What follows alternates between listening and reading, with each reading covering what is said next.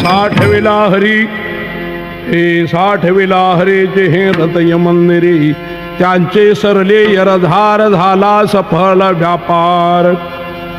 हरे आला हाता मग कैची भयचिंता, त्याचे सरले यरधार झाला सफल व्यापार. तुका म्हणे हरी, तुका म्हणे हरी काहे उरोणे दिवुरी, त्याची सरले यरधार झाला सफल व्यापार. विठाला विठाला विठाला विठाला विठाला विठाला. पांडुरंगा करू प्रथम नमन, पांडुरंगा करू प्रथम नमन, खरे चरण संताची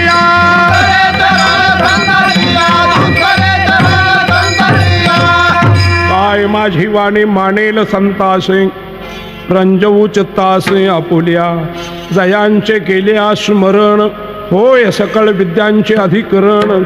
तेची वंदू श्री चरण श्री गुरुंते ते नमस्कारुणे आता. साठविला हरी जिही हृदय मंदिरी, त्यांची सरली यरधार अथवा त्याची सरली यरधार झाला सफल व्यापार. प्रस्तुत सेवेकरता निवडलेला अभंग दिहूचे सुप्रसिद्ध साधू विश्वसंत तुकाराम महाराज यांचा चार चरणाचा अत्यंतिक दुःखाची निवृत्ती आणि परमानंद सुखाची प्राप्ती करून सांगणारा उत्तम असा हा अभंग आहे. विठ्ठला विठ्ठला विठ्ठला विठ्ठला विठ्ठला विठ्ठला विठ्ठला. या त्रैलोक्यामध्ये अनंत प्रकारचे जीव आहेत. जलचर आहेत, भूचर आहेत, खेचर आहेत, चराचर आहेत, पाण्यातून राहणारे आहेत, आकाशातून उडणारे आहेत, जमिनीहून सरपटणारे आहेत, 2 पायाचे आहेत, 4 पायाचे आहेत, 6 पायाचे आहेत, 8 पायाचे आहेत, 60 पायाचे आहेत, 120 पायाचे आहेत. 2 पायाचे माणसं आहेत, 4 पायाचे पशु आहेत, 6 पायाचे ढेकणं आहेत, 8 पायाच्या चांबवा आहेत, 60 पायाच्या पठाडी गुमे आहेत, तर 120 पायाचा कोबरा जातीचा नाग आहे. विठ्ठला विठ्ठला विठ्ठला विठ्ठला विठ्ठला विठ्ठला. एका वाक्यात सांगतो म्हणजे आपल्याला कळेल. मुंगीपासून ब्रह्मदेवापर्यंत सारे जीव आहेत. जीव आणि देव याच्यामधला फरक आहे. जीव हा पूर्ण दुःखाने व्यापलेला, यात किंचित स्वातंत्र्य नसलेला, उत्तरोत्तर दुःखच भोगणारा परावलंबी, त्याचं नाव आहे जीव. त्याच्या सापेक्षात देव आहे. देव स्वतंत्र आहे, देव व्यापक आहे, देव सुखरूप आहे. दुःखाचा यत्किंचित लवलेश नाही त्याला देव म्हणतात. विठ्ठला विठ्ठला विठ्ठला विठ्ठला. शास्त्रामध्ये वर्णन केलेलं आहे. जेवढे जीव आहेत त्या जेवढा साऱ्या जीवांची अहोरात्र धावपळ चालू आहे, सारखी रस्सीखेच चालू आहे. त्याचं कारण एक आहे, फक्त दुःख नको आहे. असा जीव नाही जगाच्या पाठीवर की मला दुःख व्हावं असं म्हणणार. महाराज एका ठिकाणी सांगतात, मज लागे दुःख व्हावे ऐसा कोणी भाविना जिवे. मला दुःख व्हावं असं म्हणणारा या पृथ्वीच्या पाठीवर सापडणं शक्य नाही. उत्तरोत्तर जी अपेक्षा चालली आहे, प्रयत्न चालले आहेत, ते प्रयत्न सारे सुखाचे चाललेले आहेत, पण मिळत नाही. त्याचं कारण असं आहे, शास्त्रामध्ये वर्णन आले 3 प्रकारचे दुःख आहे जीवाच्या पाठीमागे. दुःख क्रमांक 1 रोगाचं दुःख, दुःख क्रमांक 2 दारिद्र्याचं दुःख, दुःख क्रमांक 3 जन्म मरणाचं दुःख. रोगाचं दुःख देहाला, दारिद्र्याचं दुःख अंतःकरणाला आणि जन्म मरणाचं दुःख जीवाला. किती वेळा जन्मायावे, किती वेळा जन्मायावे, किती भावे पतिता, किती भावे पतिता, मनोरी जीव झाला, मनोरी जीव झाला. अर्थात जन्म मरणाचं दुःख जीवाला आहे. म्हणून अहोरात्र प्रयत्न चालू आहे. तात्पर्य असं आहे, रोगाचं दुःख साऱ्याला सारखं नाही, दारिद्र्याचं दुःख श्रीमंताला नाही, पण जन्म मरणाच्या दुःखातून कोणी सुटलं नाही. रोगाच्या दुःखाचं कारण आहे पाप, प्रत्येकाचं पाप भिन्न भिन्न असल्यामुळे प्रत्येकाचे रोग भिन्न भिन्न आहे. साऱ्याला रोगाचं दुःख सारखं नाही. दारिद्र्याच्या दुःखाचं कारण आहे प्रारब्ध प्रतिकूल. साऱ्यांचं प्रारब्ध प्रतिकूल नाही, त्यामुळे दारिद्र्याचं दुःख साऱ्याला नाही. पण जन्म मरणाच्या दुःखातून देवही सुटले नाही. येथे नाही उर आले अवतार यरते पावर दिवाटी.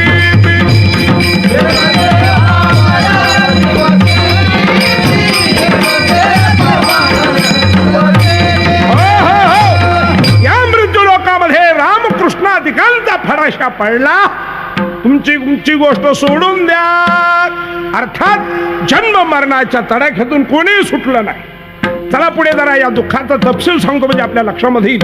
दुःख क्रमांक 1, रोगाचं दुःख. लहान मुलाचं रोग म्हाताऱ्या माणसाला नाही, त्यामुळे दुःख भिन्न आहे. लहान मुलाला जो रोग होतो तो म्हाताऱ्या माणसाला कधीच होत नाही. ठराविक वयामध्ये पोलिओ, ठराविक वयामध्ये मुडदूस हे रोग होतात, तर ते रोग म्हाताऱ्याला कधी होत नाही. अशाच प्रकारचे रोग झाले तर त्याची नावं वेगळी आहे. पोलिओ सारखा रोग झाला तर त्याला पॅरालिसिस असं म्हणतात. मुडदूस सारखा रोग झाला तर त्याला नळगुद असं म्हणतात. अर्थात म्हाताऱ्याचं रोगाचं दुःख भिन्न, लहान मुलाचं रोगाचं दुःख भिन्न. म्हाताऱ्याला जे रोग होतो, म्हातारपणी जे दुःख असतं ते लहान मुलाला कधीच नसतं. एक रोग असा आहे की तो म्हातारपणीच होतो.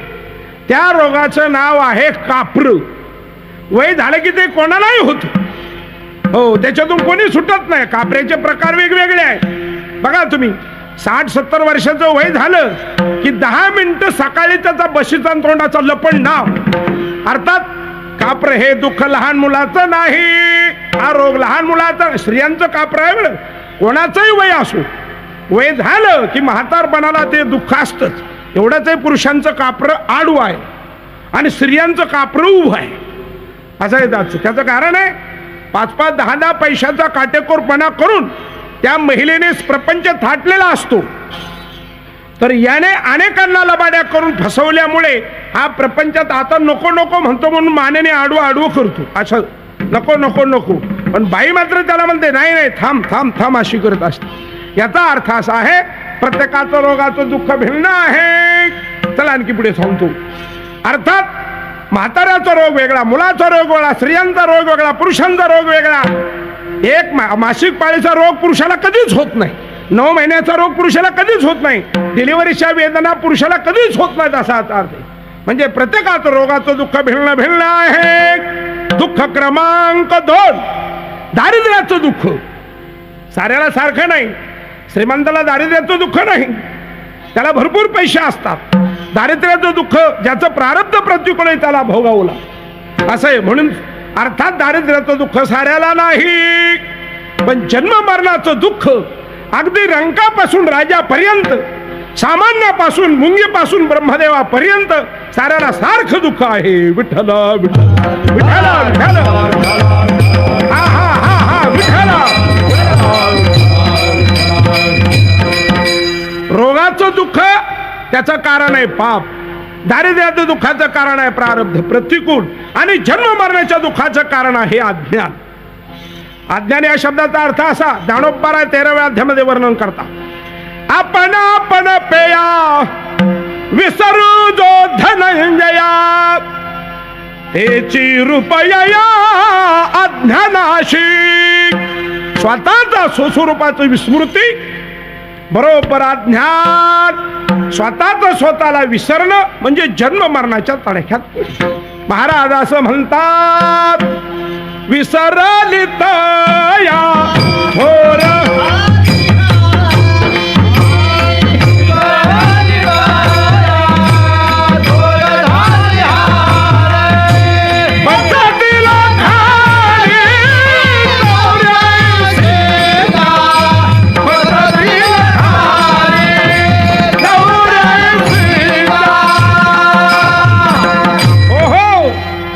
जो स्वस्वरूपाला विसरला त्याला 84 लक्ष जीव योनीमध्ये पडावं लागतं. याचा अर्थ असा आहे त्याला अज्ञान असं म्हणायचं. चला आणखी तपशील सांगतो तुमच्या लक्षात देण्याकरता. दुःख क्रमांक 1, रोगाचं दुःख कालांतराने जातं, कारण पाप कायमचंच राहतं असं नाही. भाग्यवशात तो जर सत्संगतीमध्ये गेला, संतांचं चिंतन घडलं, दर्शन झालं, तर तुका म्हणे पापे जाती संतांच्या जपे, आणि पाप गेलं तर दुःख निवृत्त होत. दुःख क्रमांक 2, प्रारब्ध प्रतिकूल आहे तोपर्यंत दारिद्र्याचं दुःख आहे, पण काही कालांतराने प्रारब्ध अनुकूल होत, आणि एकदा प्रारब्ध अनुकूल झालं का दारिद्र्याचं दुःख राहत नाही. अदृष्ट झाली उदासू दारिद्र्याचं दुःख, आणि तेच अदृष्ट अनुकूल झालं का भाग्याचे निभडस आहे, समृद्धीचे संपत्तीचे निमिषे किंवा उद्योगाचे निमिषे, समृद्धी जाता पैसे घरर घे. प्रारब्ध अनुकूल झालं की नको तिथे पैसा, दारिद्र्य अर्थात कुठेचे कुठे निघून जातं त्याच. म्हणून महाराज म्हणतात दारिद्र्याचं दुःख जातं, पण जन्म मरणाचं दुःख जातच नाही असा अर्थ, भोगावंच लागतं. म्हणून महाराज म्हणतात प्रभो किती वेळा आम्ही जन्माला यावं, किती दुःख भोगावं, लक्षात ना चुके फेरा,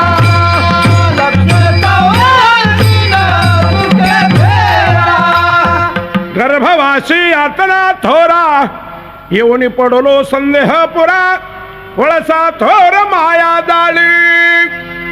अर्थात जन्म मरणाचं दुःख हे अनावर दुःख आहे. जोपर्यंत जन्म मरणाचं दुःख निवृत्त होत नाही तोपर्यंत दारिद्र्य आणि रोगाचं दुःख निवृत्त होत नाही. या मृत्यू लोकांमध्ये 99% लोक दारिद्र्य निर्मूलनाच्या मागे लागले आहेत, तर रोगाचं दुःख नको असं म्हणतात. असा कोण भाग्यवान आहे पुरुष की मला जन्म मरणाचं दुःख नको म्हणणारा. जन्म मरणाचं काय एक दुःख नाही, ते 2 प्रकारचे दुःख आहे. जन्माच्या काळाचं दुःख वेगळं, अर्थात मरणाच्या काळाचं दुःख वेगळं. जन्माचं दुःख गर्भाशयापासूनच सुरुवात होते त्याची, ज्ञानोबा त्याचं वर्णन करतात. मातेच्या उदर कुहरी पचोणी विठीच्या दाथरी, उकडोनी 9 मासवरी, जन्म जन्मोनी मरती. तर नाथ महाराज भागवतात सांगतात विठ्ठले पुचहुकडे नाकी तोंडी कृमी किडे, गर्भवासाचे दुःख गाढे कवना पुढे सांगावे. तर तुकोबाराचा जाणवाद करताना सांगतात काय सांगू गर्भीची यातना,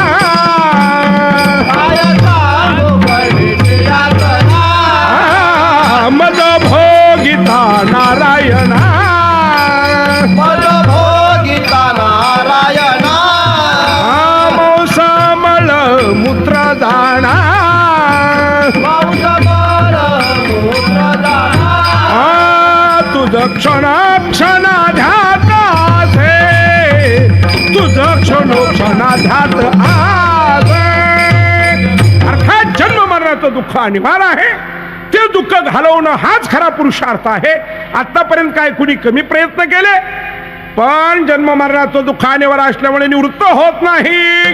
म्हणजे जातच नाही का, जातं. आतापर्यंत कुणी घालवलं, हो हो कुणी घालवलं. महाराज सांगतात त्याची सरली येरधार. येर म्हणजे जन्माला येणे आणि झार म्हणजे मरणे. जन्म मरणाचं दुःख त्यांचं गेलं. त्यांचं म्हणजे कोणाचं गेलं. महाराज सांगतात कोणाचं दुःख गेलं हेच अभंगाच्या प्रथम चरणात सांगतात. 60विला हारी, 60विला हारी, 60विला हारी, 60विला हारी, 60विला हारी, 60विला हारी.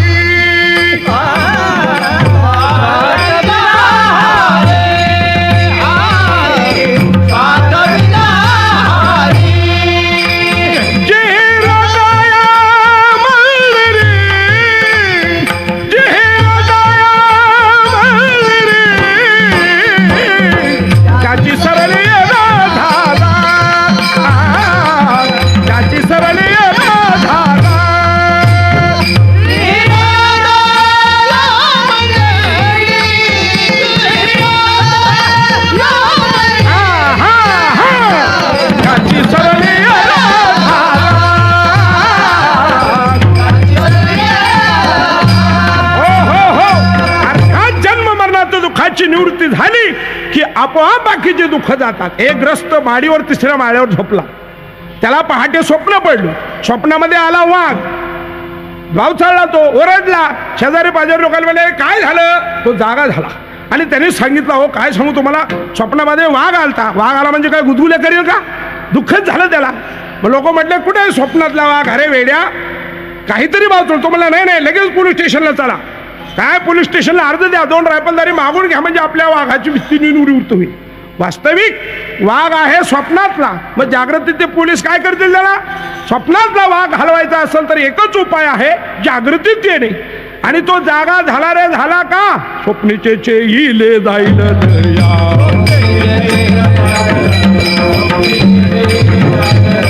जागा झाल्याबरोबर ज्याप्रमाणे स्वप्नाचा वाघ निवृत्त होतो त्याप्रमाणे एक जन्म मरणात तो दुःख घालवलं की बाकीचे दुःख आपोआप जातात. आतापर्यंत महात्म्यांनी हे दुःख घालवलं. एक जन्म मरणाच्या दुःखाची निवृत्ती झाली की बाकीचे आपोआप जातात. म्हणजे आतापर्यंत घालवले हो घालवले ना महात्म्यांनी. त्यांचे सरले यरधार. कोणाची यरधार सरली. यर म्हणजे जन्माला येणे, झार म्हणजे मरणे. ज्या भाग्यवंताने अहोरात्र प्रभूचं चिंतन करून आणि आपल्या अंतःकरणामध्ये आपल्या हृदयामध्ये हरीला साठवला असेल, महाराज म्हणतात त्याची सरले यरधार. जय जय विठोबार भुमाई. जय जय विठोबार भुमाई. विठोबार भुमाई. हरी हृदयामध्ये साठवला की अत्यंतिक दुःखाची निवृत्ती आणि परमानंद सुखाची प्राप्ती होते असं महाराज म्हणतात.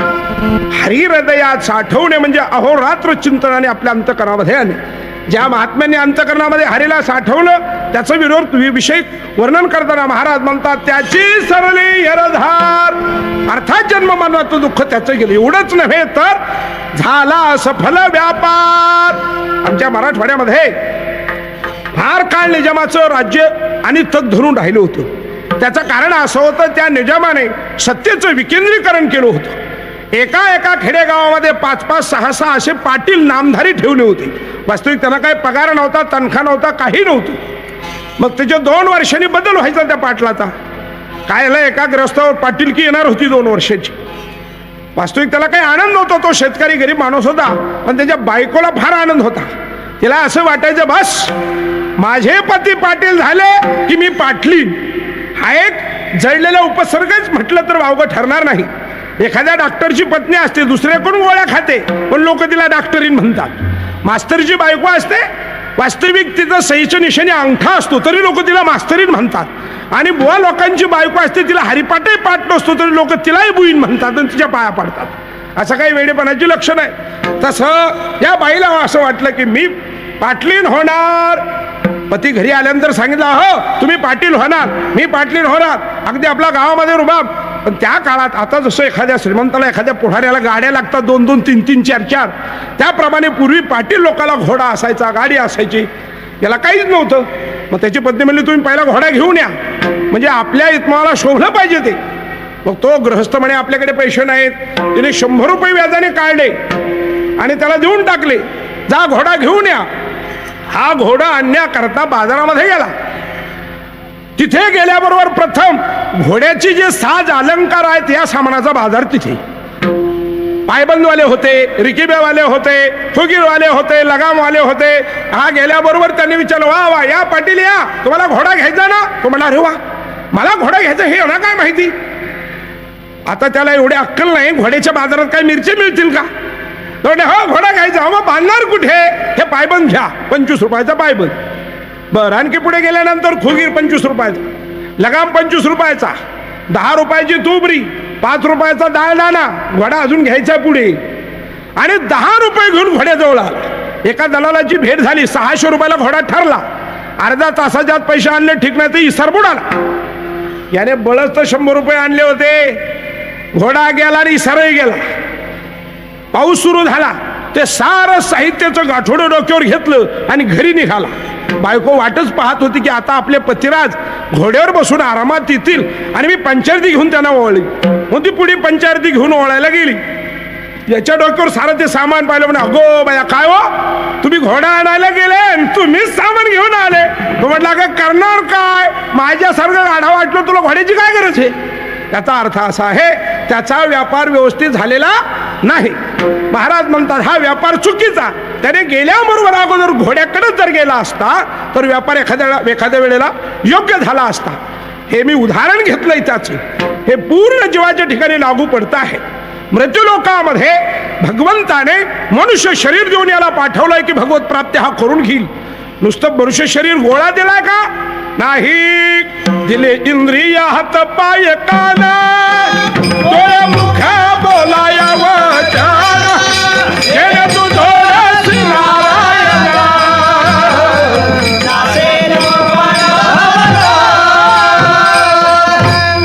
औट हात का मानव देह अल्लाने तुझ दिया.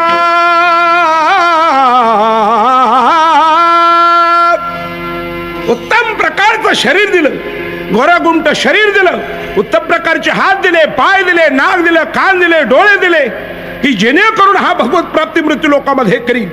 एका ठिकाणी आणखी महाराज असं म्हणतात देवे दिला देह भजना गोमाता.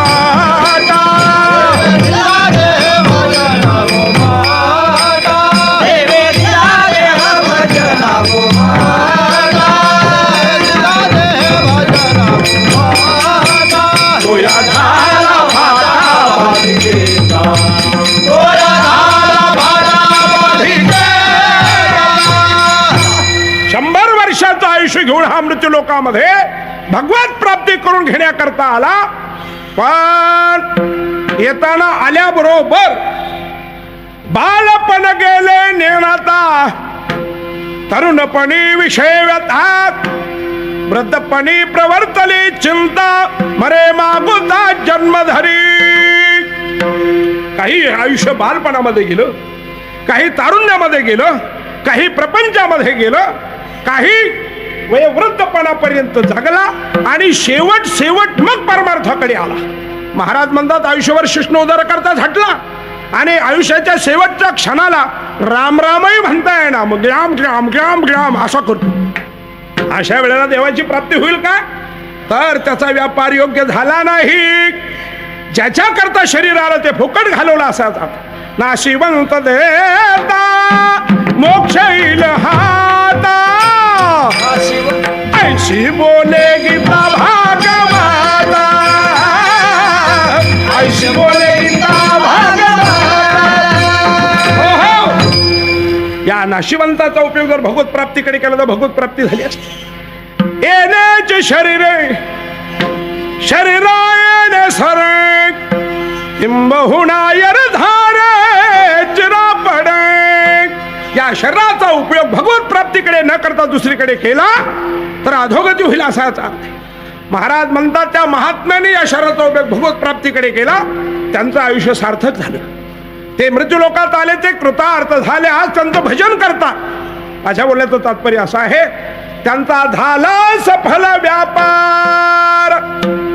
एक लक्षामध्ये ठेवा, एकदा का हरीची प्राप्ती झाली की जन्म नाही, मृत्यू नाही, कुठलंही दुःख नाही असा अर्थ. एक जण म्हटलं महाराज हे नक्की घडेल का की हरी हातात आल्यावर जन्म मरणाच्या दुःखाची निवृत्ती होईल? हो हो होईल. नीट ऐका. आपल्या हिंदू संस्कृतीमध्ये पूर्वी 8 वर्षाच्या मुलीचा विवाह करण्याची पद्धत होती. 12 वर्षापर्यंत मुलीचं लग्न करावं असं त्याला पुण्य घडतं अशा कन्यादानाचं. एका ग्रस्ताने लहान वयातच मुलीचं लग्न केलं. वास्तविक तिला काही कळत नव्हतं. नवरा म्हणजे बटाटे वडा आहे का भजी आहे का काही कळत नव्हतं. बस शिडीला सासर आणि बाहेर सारखंच असायचं. ती मुलगी नांदायला जात नव्हती. तिच्याबरोबर एक करवली पाठवली. सासर घरी गेली. पूर्वीचे लग्न 4-4, 8-8 दिवस चालायचे, त्यामुळे जागरण घडायची. माणसाला त्रास होता असे. तिच्या अर्थात नवरदेवाबरोबर ज्या काही करवल्या होत्या त्यांनी पहाटेच तिला उठवलं. 4 वाजता उठ. वास्तविक त्या मुलीला त्रास झाला होता, ताटलेली होती. तिच्या सासूच्या लक्षामध्ये आलं. तेव्हा काय ग लावलं वटवट टावल्या हो, झोपू दे तिला, लेकरू जागलेले. मग मात्र त्या मुलीला समाधान वाटलं. परिणाम असा झाला तिला असं वाटलं की हिला म्हणा सासू. 4-8 दिवसांनी घरी गेली माहेरी आणि आईने विचारलं बाळ तुझी सासू कशी काय? तर म्हणले फार समाधानी सासू आहे माझी, फार आनंदमय अशा प्रकारची साधू आहे. तिला काय माहिती तो स्वरूप काय. पुन्हा परत आली. त्याला माहिती होतं काय दुःख आहे ते. येऊन झोपली. त्या सासूने पहाटे तिलाच उठवले. वोट काय समजलीस तू? इथे लग्न घेऊन आली आहेस, आमच्या घरी झाली आहेस, हे काम तुला करावं लागेल, हे काम करावं लागेल. त्या मुलीला तर त्रास झाला. ते म्हणले, वाह कैसा बदल काय जमाना. त्या दिवसापासून सासू इकडून, सासरा इकडून, ननद इकडून, दीर इकडून, साऱ्या लोकांनी त्याला अगदी त्रही भगवान करून ठेवलं. बरं, नवऱ्याला काही बोलावं तर पूर्वीची लोक लग्न झालं तरी लवकर बोलत नव्हती. आताचा भाग वेगळा आहे. आता का कोणाची तिसऱ्याची गरज नाही, दोघंच जातात आणि येताना तिघही येतात. विठ्ठल विठ्ठल विठ्ठल विठ्ठल विठ्ठल. पूर्वी बोलत नसत असा अर्थ आहे. ती नवऱ्याला काही म्हणावं तर नवरा बोलतच नसे. 10-12 वर्षी त्या मुलीने हा त्रास सहन केला. देवीची मात्र ती प्रार्थना करायची, सत्वर पाव ग मला भवानी आई रोजगा होईल तुला.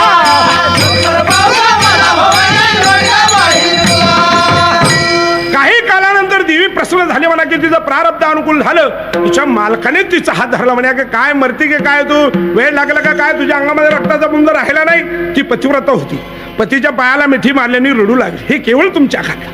त्या दिवसापासून तिची भीती नाहीशी झाली. पण म्हातारी पहाटेच उठली.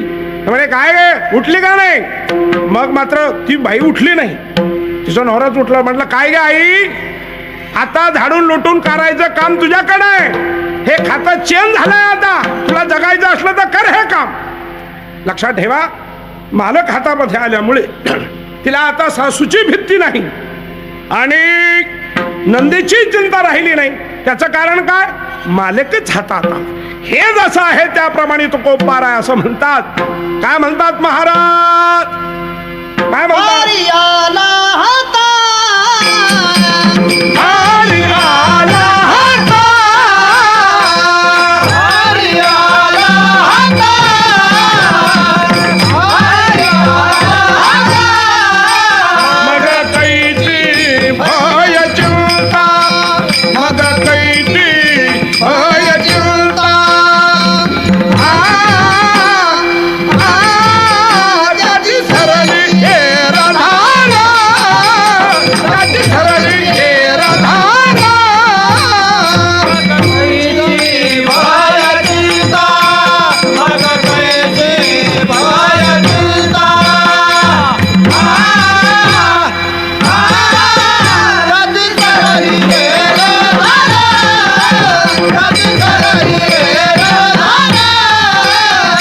ज्ञानेश्वर माऊली ज्ञानराज माऊली तुकाराम. महाराज ज्ञानेश्वर माऊली ज्ञानराज माऊली तुकाराम. हरी हृदयामध्ये अखंडित वास्तव्य करू लागल्यानंतर काय घडतं पुढे. तुका म्हणे हरी काही उरणे देबुरी. हरी हृदयात आला की उरी म्हणजे वासना शिल्लक राहत नाही. याचा अर्थ असा आहे, वासनेमुळे जन्म घ्यावा लागतो. जन्म घेणे लागे वासनेच्या संगी असं नाथ महाराज सिद्धांतामध्ये सांगतो. आणि हरी हृदयात आल्यामुळे एकाने शंका विचारली, म्हणे का हो, देवाला दोन गोष्टी नाहीशा केव्हाच करता येत नाही. एक प्रारब्ध नाहीसं करता येत नाही आणि दुसरी वासना नाहीशी करता येत नाही. पण एक गोष्ट लक्षात ठेवायची, या दोन्ही नष्ट गोष्टी जरी करता नाही आल्या तरी हरीची कृपा झाल्यानंतर या दोन्ही गोष्टीमध्ये बदल होतो. एका जनार्दनी भोग प्रारब्धाचा हरिकृपेंदाचा नाश झाला. हरीची कृपा झाली की प्रारब्धाचा जरी भोग असला तरी त्या भोगाचा नाश होतो, प्रारब्धाचा होत नाही. आणि दुसरी गोष्ट वासना, वासना ही अनिवार्य असते. हरीला ती नष्ट करता येत नाही. पण हरी कृपा झाल्यानंतर ती वासनाच हरी रूप बनते असं नाथ महाराज म्हणतात. त्याची झाले अंगे हरी रूप.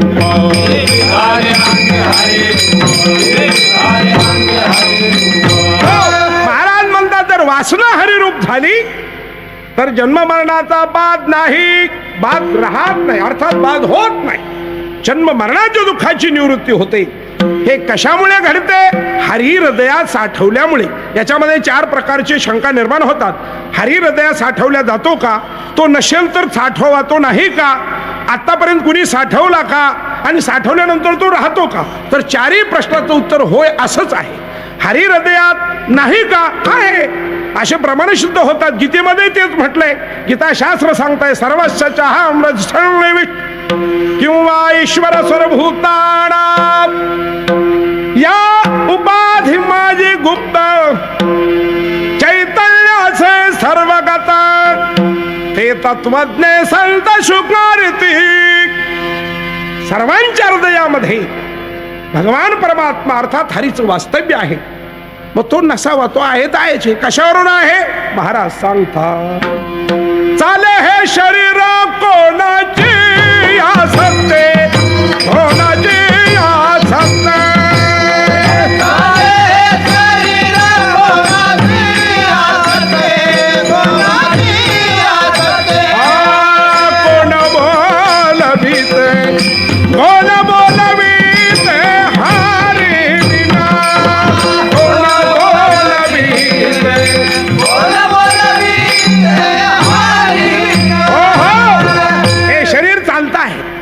कोणाची शक्ती. आपण चालतो, बोलतो, हसतो, खेळतो, उठतो, झोपतो वगैरे. महाराज तर त्याच्या पुढे जाऊन सांगतात, रक्षाची पाने हलेजाची सत्ता,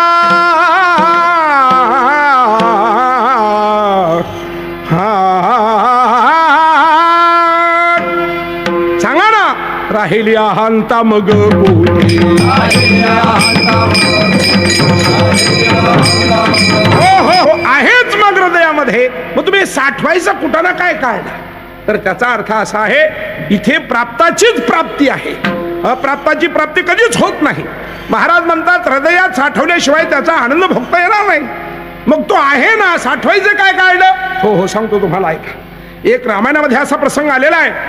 रावण बापूने सीता चोरून नेली, अशोकवनामध्ये ठेवली, तिला राखणदार त्रिजटात ठेवले सीतेला. कशाच प्रकारे सीता आपल्याला वश होत नाही म्हणून शेवटचा उपाय रावणाने आणि मंदोदरीला सांगितलं. मग मंदोदरी सीतेकडे गेली आणि सांगू लागली, काय ग सीते, काय तुझा परिणाम आहे. तुझ्या जवळचे झाडं, दगड, खडे, पशु, पक्षी, झाडं सुद्धा राम राम. रामायणामध्ये वर्णन आलेलं आहे. हे तशी तेची वस्ती घडे तेथे राम नाम स्मृती झाडे, पाषाण ही खडे सदा सर्वदा श्रीराम. सर्व झाड, पशु, पक्षी सुद्धा राम राम म्हणतात. सीतेने सांगितलं, अगं सर्व त्यांच्यामध्ये राम आहे म्हणून राम राम म्हणतात. ज्याच्यामध्ये राम नाही ते कीर्तनात बसवले काय, मसून वाट्यात बनवले का, काही फरक नाही. विठ्ठल विठ्ठल विठ्ठल विठ्ठल विठ्ठल विठ्ठल विठ्ठल विठ्ठल. हो, त्याचा अर्थ असा आहे, सर्व ठिकाणी राम. कागद सीते झाडात राम आहे, हो हो, पशुत राम आहे, हो हो, पक्षामध्ये राम आहे राम. सर्व घटी राम देहादेही. मंदोदरी हुशार होती, तिने सांगितलं, कागद सीते, जर झाडा, पशु, पक्षामध्ये सर्व घटी राम आहे तर तुझ्यात राम आहे. म्हणे हो. सीते माझ्यात ग, अगं तुझ्यातही राम आहे.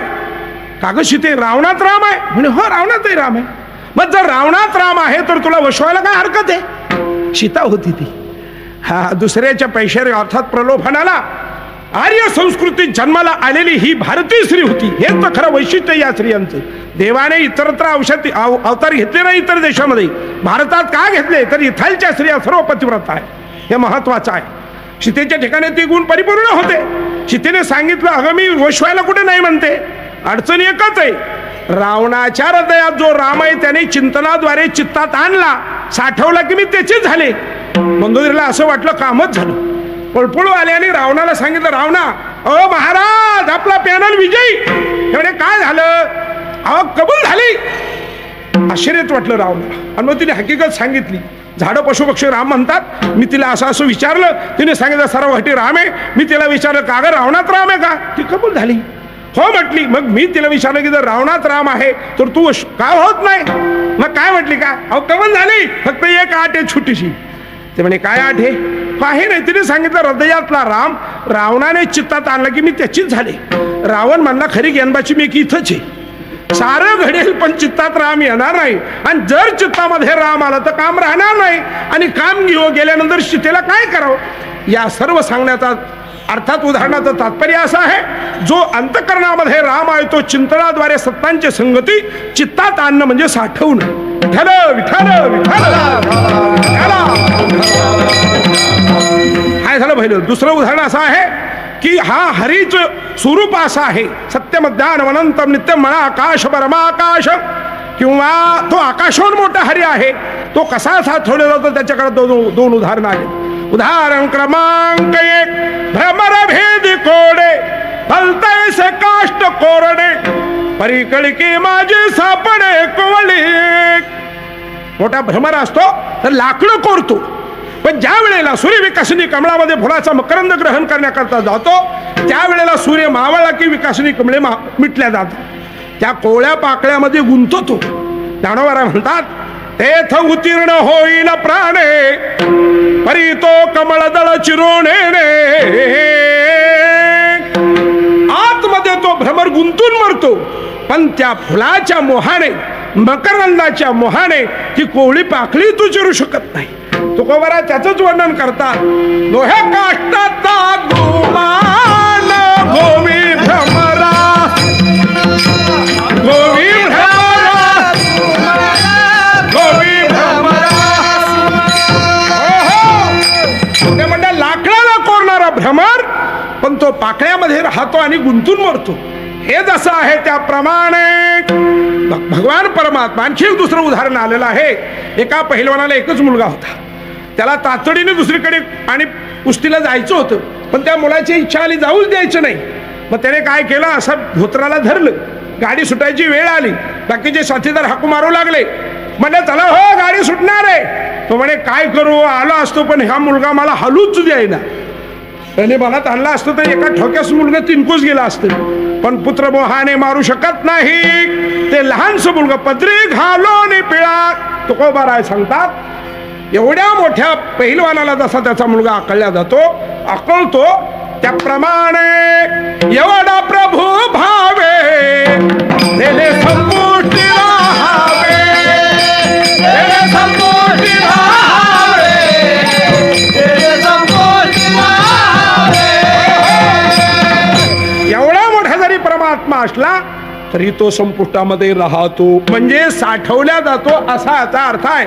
कसा साठवल्या जातो त्याचं एक उदाहरण सांगतो.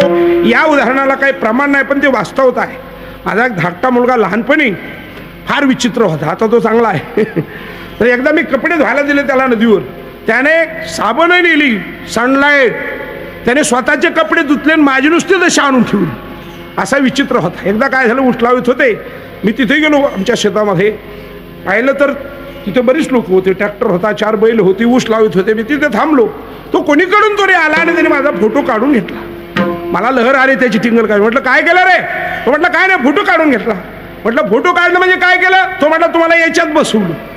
म्हटलं काय वेडा अरे मी 95 किलो वजनाचा माणूस तुझ्या एवढ्याशा टरमाळ्यात बसेल कसा. तो म्हणे तुम्हाला दाखवू का. म्हटलं दाखवू. तो म्हणे माझा 30 रुपये खर्च होईल. खरंच मी पाहिलो त्याने असं रिव्हर्स केलं तर ती एवढीशी पट्टी एवढा मोठा कॅमेरा 6x3 व्यासाचा आतमध्ये रीळ आणि त्या रीळवर मी एकटा नव्हे ट्रॅक्टर 4 बैल 4 एकर शेती आणि 10-12 लोक ऊस लावत होते तेवढी. मग माझ्या लक्षामध्ये आलं इतकं मोठं साहित्य जरी याच्या कॅमेऱ्यामध्ये या रीळवर बसतं तर परमात्मा हृदयात साठवलं जाणार नाही. त्याचा रीळ म्हणजे भक्ताच्या अंतकरणातला भाव भाव बळे आकळे हृदया कळे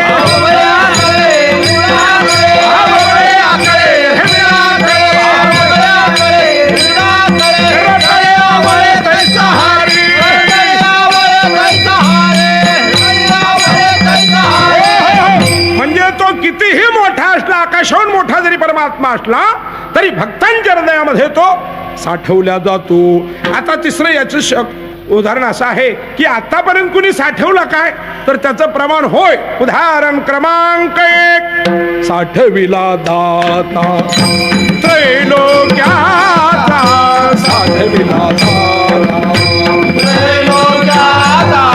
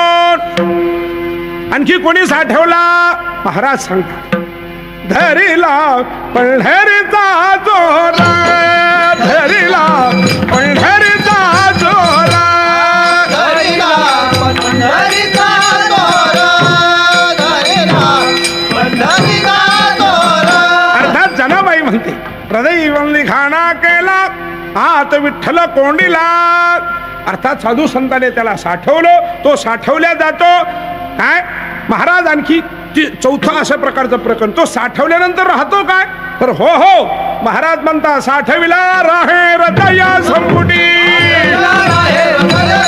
साठविला राहे हृदया संपुटी बाहेर धाकुटी मूर्ती उभा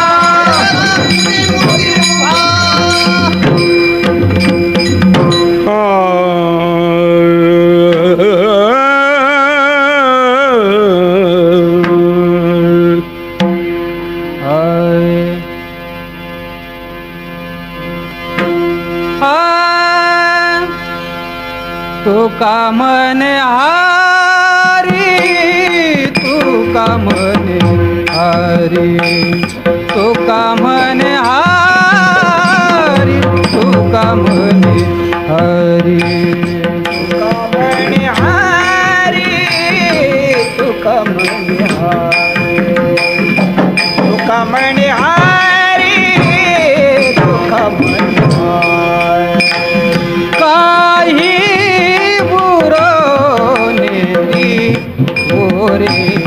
काही बुरो ने देवो रे कांची सरली वेर झार कांची सरली वेर झार काही बुरो ने देव काही बुरो ने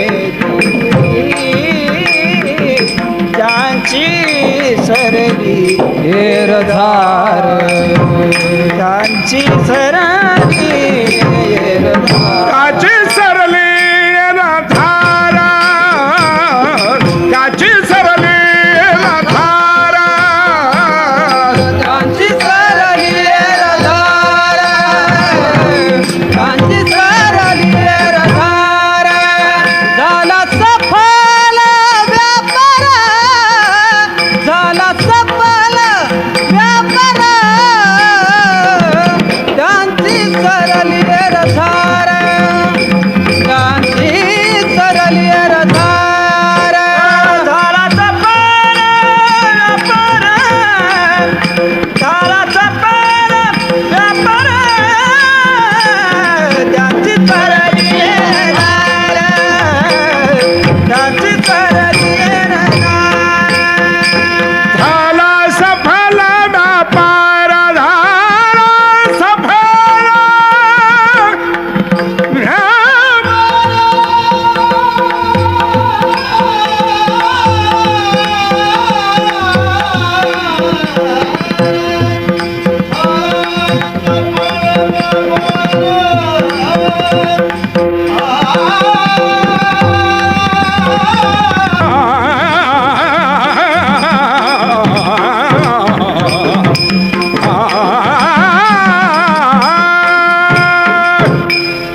झाला सफल व्यापार त्याची सरली